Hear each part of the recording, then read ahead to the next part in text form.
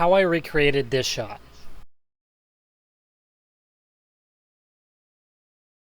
Okay, looking at this still, I'm noticing a few different things. The first thing I'm noticing is the light on her face coming from the window. It is entirely on that left side there, and it doesn't spill over to the right at all. So that tells me the light is pretty much right beside her. So we'll have to do that without getting it actually into frame, which might be a little difficult. The next thing I'm noticing is the dark side of her face still has some light to it. We're gonna have to add a little bit on that side as well. First thing we're gonna do is we're gonna get that main light in. All right, here we have our C-stand already set up. Next thing we're gonna do is get our 150C in. Then after that, we're gonna get the softbox on, and we're gonna put it right here. We're gonna angle it down.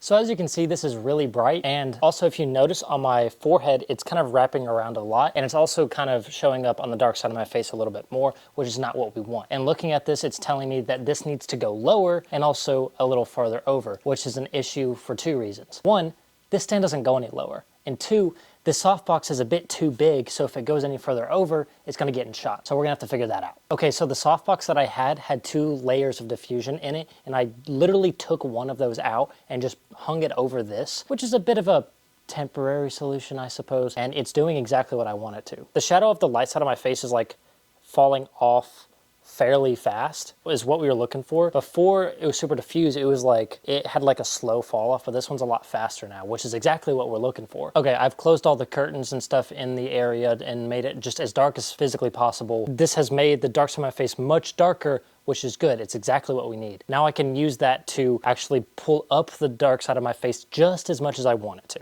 I have this tube light, the Amaran PT1C, and I'm just gonna put it in there to add just a little bit of light and see what happens. All right. As you can see here, it's doing quite a bit of work, so we're gonna turn that way down. It doesn't look like I have an eye light. Right here, as you can see, I have the eye light right up in there, that little dot in my eye. I think when I look this way, I don't really have it coming from this one. So we're gonna add an eye light, and I'm gonna show you how we're gonna do that. So what we're gonna do is we're gonna take this little light bulb here, and we're gonna put it in front of me, not enough to actually affect the light, but whenever I'm looking this way, you can see the eye light. Okay, we have it in place, and we're going to turn it down just enough for it to put a light in my eye, and not enough to actually affect the rest of the scene. I mean, hey, I think that looks pretty close. Let me show you the setup. All right, we have our setup over here. First things up, we have our camera here. Love to see it. Next, we have our 150C. Next, we have the bulb in this little lampshade thing. And next up, we have the tube light, the Amaran PT1C.